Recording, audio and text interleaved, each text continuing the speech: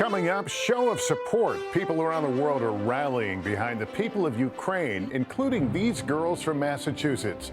Also ahead, rising prices. We've talked about inflation on this program. Now grown-ups are facing an increase in gasoline prices. We're going to explain why. Then, Ask the Doc. If someone is wearing a mask and someone is not wearing a mask and has a cold, will the person wearing a mask get affected? Dr. John will be here to answer your latest health questions, plus out of this world, this 9-year-old who wants to travel to space. We'll introduce you to him and explain how you guys might be able to be an astronaut for a day. And spreading kindness. I love to give back to my community. I love spreading kindness all around the world. This 7th grader has been on a mission to bring hope and joy to others, including these 4-legged friends. His inspiring story just ahead. This is NBC Nightly News, Kids Edition. Welcome back to Nightly News Kids Edition. It's great to be with you guys. I missed you last week when I was on a reporting assignment. Well, we've got a super lineup, including a look at St. Patrick's Day. See? I'm wearing my green. We also have a fun pop quiz about pandas, plus a class boat project turned into a unique friendship forged thousands of miles away between these students. We've got their remarkable story coming up. But first, we begin with one of the top stories we continue to follow across NBC News, and that's the ongoing crisis in the country of Ukraine. Remember, we told you that Russia invaded Ukraine and the two countries are fighting? Well, lots of people here and overseas are showing their support for the people of Ukraine. These 4th graders from Massachusetts organized a bake sale to raise money to help some families who had to leave Ukraine because of the fighting. With the help of donations, these girls raised $12,000 with just one bake sale. Remarkable. All the proceeds are going to help humanitarian aid. Kudos to you girls. That's terrific. Meantime, what's happening in Ukraine is having an impact around the world. And the easiest way to see that is when your parents go to a gas station to fill up the car. I asked our good friend Stephanie Rule to explain. One thing I've been talking about a lot with you over the last few months, inflation. Remember that word? It's when prices go up and you need more money to buy everyday items like food, clothing, or toys. Well, inflation has been rising a lot. The last time we saw prices shoot up this quickly was 40 years ago, when a lot of your parents were your age. One big reason, gasoline. It's gotten really expensive lately. Prices set a new record, $4.33 a gallon. A week earlier, it cost $3.84 a gallon. And a year ago, $2.83 a gallon. That's an increase of more than 50%. And in some places like California, it costs as much as $5.75 a gallon. That means your parents are spending a lot to fill up the tank, and they're probably not happy about it. Why is gasoline so expensive? Because gas is made from oil, and oil prices have gone through the roof. Now, oil is that black, thick liquid pumped out of the ground. A lot of oil is found here in the United States, maybe in places where you live, like Texas, New Mexico, or Colorado. But it's also found all around the world, Canada, the Middle East, and in Russia. Now, before Russia sent its army into Ukraine, the price of oil had already been rising, but it skyrocketed after the fighting started. And the United States and other countries responded by punishing Russia for what it's doing. The goal, get Russia to stop the fighting. One thing we did, ban Russian oil in the U.S. We don't use a lot of it, but around the world, people worry there'll be less oil coming from Russia, and that will lead to higher prices. So even if we don't use much of it in the U.S., we pay the same price for oil as everyone else does. So Lester, that means that for the next few months, it's likely going to cost a whole lot more to fill up at the gas station. Stephanie, thank you very much for that. We want to turn now to the pandemic and our continued coverage of the coronavirus. We know you guys have new questions, so let's get straight to them. Joining us now in our Ask the Doc segment is our pal, Dr. John Torres. And Dr. John, our first 2 questions come from New York State, and it's about school. Hi, my name is Juno, and this is my little brother, Ziggy. I live in Ithaca, New York, and my question is, in my area, I don't have to wear a mask in school. Will I still get COVID? And I also have a question. will the shot hurt or will it not? Bye. Bye, Nightly News Kids Edition. We love you. We love you. You guys are terrific. Those are two really good questions. You know, I think every kid wonders, is the shot gonna hurt? But then, you know, mask wearing, I still not wonder. mask wearing? You know, it's interesting because right now they're taking a lot of masks out of schools. They're not making people wear masks, especially children. And the reason they're doing that is because the COVID cases, the amount of people that are sick in your community is really low, which means it's not very likely going to happen in your school, and you're not very likely going to get it. But at the same time, you have to remember that whether it's COVID, whether it's the flu, or whether it's common colds, we have to do the same thing all the time. And that means, you know, cover up when you cough and sneeze, wash your hands before you touch your face or eat your food. Those are things that can protect you even if you're not wearing a mask. And so not wearing that mask in a situation like that, you should be very safe at school still. But they might say put the mask back on, so you need to be ready for that as well in case cases go up. Now, as far as the other question about will a shot hurt, I still have that question every time I go in and get a shot. And anytime you get a vaccine, it's going to sting a little bit because you're getting a shot. The arm might hurt a little bit, and the next day you might feel a little more tired than usual. You might feel a little achy, but usually within one day, you're back to normal. And the important part is you're protected from the virus that the vaccine is trying to protect you against. And so they're healthy for you, but sometimes they do ache a little bit. Yeah, when I get the shot, I try to not even think about it. I try to talk to someone, have a conversation, and then, and it's over. But that's my strategy. Anyway, our next question. Exactly, and you'll find that happens a lot. Our next question is also about wearing a mask. Take a listen.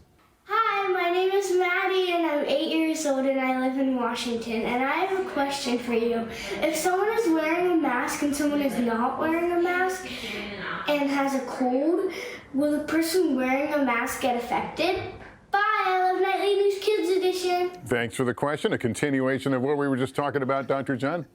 You know, this is a great question, and I'm going to use my two friends here, Snoopy and Rabbit, to help explain it because it's an interesting question. Now, if Snoopy and Rabbit are both wearing masks and they cough or sneeze, those virus particles are not going to go very far because they're blocked. It's like having your hand over your nose or your mouth when you cough or sneeze, but even better. So it's not going to go very far, and the little bit that does come over here, the mask is going to protect Rabbit in case Snoopy sneezes or coughs. But if Snoopy's not wearing a mask and he ends up sneezing or coughing, let me see if I can take this off, but if Snoopy's not wearing a mask and ends up sneezing or coughing, all those particles could come over here. That means there's a lot of virus here, but the mask will protect you from most of those, although you still might end up getting COVID because there's so much virus going over there, which is why it's important for Snoopy to wear a mask if he's sick, or to go ahead and put the hand over the nose and the mouth anytime you cough, whether it's colds, COVID, the flu, any kind of illness you have, and then make sure you wash your hands afterwards. So hopefully that helps explain it a little bit. All good practices to take care of ourselves. Dr. John Torres, as always, thank you. You bet. Now let's head to New Hampshire, where a class project turned into a voyage that delivered a message of hope and unity. Here's our friend Savannah Sellers. These middle school students in Rye, New Hampshire, launched their class boat project back in October 2020 with the hope the small vessel would wind up somewhere, someday. It was very exciting to just look every day because you never really knew where it was going to go. That's because this was no ordinary homemade miniature boat. With the help of Educational Passages, a nonprofit, the Rye Riptides was high-tech, equipped with a tracking device enabling the students to keep an eye on the journey. The kids also packed the boat with gifts, kind of like a floating time capsule. Oh, look at it now! But it wasn't all smooth sailing. The boat hit some rough waters. Oh, it had quite an adventure. It went through hurricanes. In August, it flipped the boat over. The kids thought the boat was lost, since at times the tracking device would go silent. Yeah, I thought that it had sunk. But after 462 days and traveling over 8,000 miles, the Rye Riptides was discovered off the coast of Norway. A fellow middle schooler found their little boat that could. That brought me so much joy because our boat landed and it was a sixth grader who found it. He went to school and he could bring it in and show his friends. That's exactly what sixth grader Carol Noonchick did, sharing the boat's treasures, including those gifts, with his class. And then when you opened up the bag, what did you find? Money. The face mask with all their names on. The letter. Oh yeah, the leaves. Tell me what some of the classmates said. Oh my goodness, $1. Kids on 2 different continents sharing more than just gifts. A friendship forged thousands of miles away. A new kind of message in a bottle. Savannah, thanks very much. Turning to the calendar, today is March 17th, and it's also St. Patrick's Day, a day associated with shamrocks, good luck, and wearing green. But did you ever wonder who St. Patrick was? Well, St. Patrick is the patron saint of Ireland. But did you know he was born in Britain in the 4th century and didn't arrive in Ireland until he was a teenager? After he arrived, Patrick became interested in Christianity and started teaching this religion to others. St. Patrick's Day became Ireland's national holiday in 1903 and has turned into a celebration of Irish culture around the world. Time now for our pop quiz. Since this week marked National Panda Day, we have a panda-related question. True or false, like bears, giant pandas hibernate in the winter? We've got the answer coming up a little later on. Now for an out-of-this-world experience, our pal Carrie Sanders joins us with something you might be able to get a chance to do yourself someday. Lester, if space is the final frontier, then kids who are 10 years old today, when they turn 20, like that boy right there, they'll be the ones exploring our universe.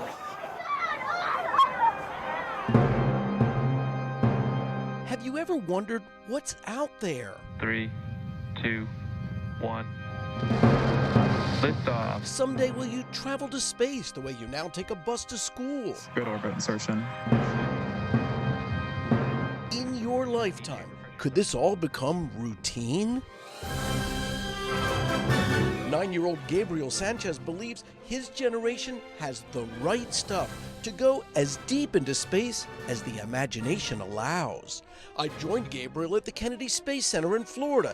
Together, we're about to feel what it's like to be an astronaut, to experience zero gravity, so-called zero-G, the weightlessness of outer space. What is out there? We don't know. We can go to Mars, colonize it, live. But this is the next generation of space exploration. We're going back to the moon. We're going to colonize the moon.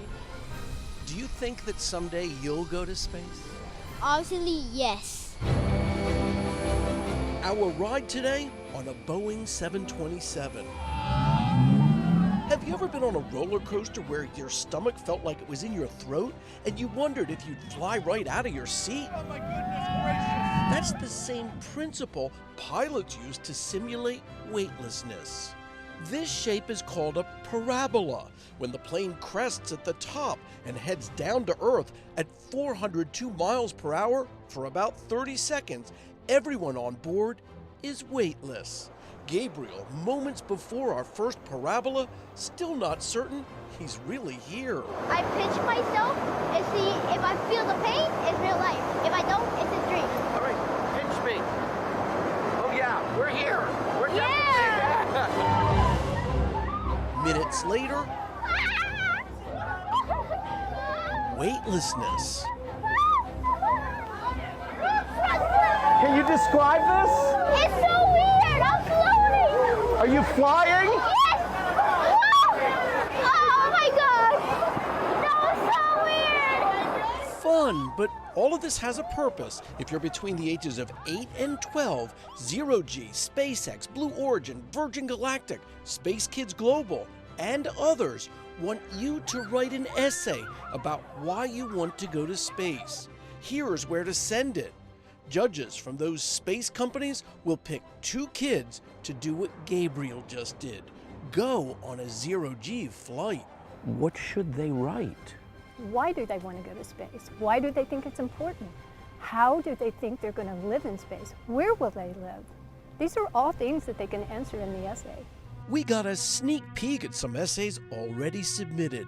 9-year-old Kaylin writes, I want to go to space because I want to learn about the stars. but it feels like they have zero gravity, and know if there are other life forms exist on other planets besides Earth. And fourth grader Charlotte writes, Even though NASA scientists have learned a lot since Neil Armstrong first walked the moon, there are still so many unknown things about this huge universe. an essay competition that may land you up here. Woohoo! Backflip! And in the process, get kids everywhere interested in STEM, science, technology, engineering, math. Study your math, study your science, study technology, robotics. Do what interests you. Be fearless in your curiosity. Like Gabriel, who now, as we turn his name over, is a member of the Zero G Club. Lester, a world without gravity. Can you imagine? Time to start writing those essays. Lester? Woo! All right, Carrie, thanks so much. Finally, in our Inspiring Kids series, we want to introduce you to a boy from New Jersey with one mission: to make the world a better place. Jaden Perez is on a mission to spread kindness. I love to give back to my community. I love spreading kindness all around the world. That's what I try to do. Giving back is part of who Jaden is. The 7th grader just turned 13, and instead of birthday presents, he asked for donations.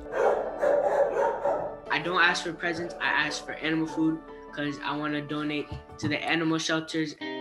This year and the last few birthdays, Jaden visits his local animal shelter in New Jersey and brings gifts for the animals. I've collected so much food, as you can see. I have blankets as well, toys, cookies. I brought the animals cookies so they could celebrate with me for my birthday. These donations are usually extra special to shelter animals because sometimes these four-legged friends have been neglected or hurt before they arrive at the shelter. Just like people, animals need help too. They have feelings and they feel ways too. So just seeing that, that's why. This isn't just a birthday treat. This is part of Jaden's life mission. The teen launched his first big project in 2017 when Hurricane Maria hit Puerto Rico. For Jaden, it was personal. He had family living on the island. When Hurricane Maria hit Puerto Rico, I have family over there. So it kind of like hit home to me, and seeing my parents go all out for our family members that really needed help, I saw that. So that's how I really wanted to spread kindness, and going to Puerto Rico, giving out toys to all the kids over there, just seeing the joy smiles on people's faces, it gave me joy and it warms your heart, and I love having that feeling every time I donate. Can you donate? While appealing for donations, Jaden made a video that led to something much bigger. From the bottom of my heart and from the bottom of your heart. I said, can you donate one toy and do it from the bottom of your heart? So after that video, every time I made a video, I just kept on saying from the bottom of my heart. Then I made my own shirts that said from the bottom of my heart. So it just kind of kept on going, and I just kept on saying from the bottom of my heart. Jaden took that slogan and created a nonprofit organization.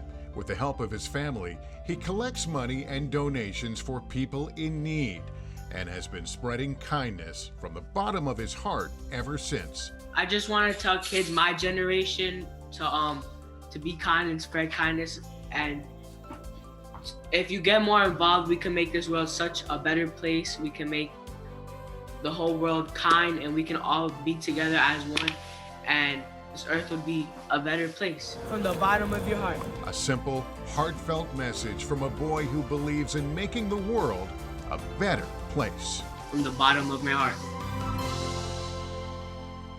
Jaden, keep up the great work, my friend. You are making a difference. Before we say so long, let's get the answer to our pop quiz. True or false, like bears, giant pandas hibernate in the winter? The answer? False. Pandas do not hibernate. And in case you're wondering, the panda's favorite food? Bamboo. Well, that's going to do it for us parents. Just a reminder, if your child has a question about any topic in the news, email a video to us at nightlynewskids@nbcuni.com, and we'll try to answer them in an upcoming program. You can also follow us on Instagram at @nightlykids. Thanks for watching, everybody. Remember to take care of yourself and each other. So long.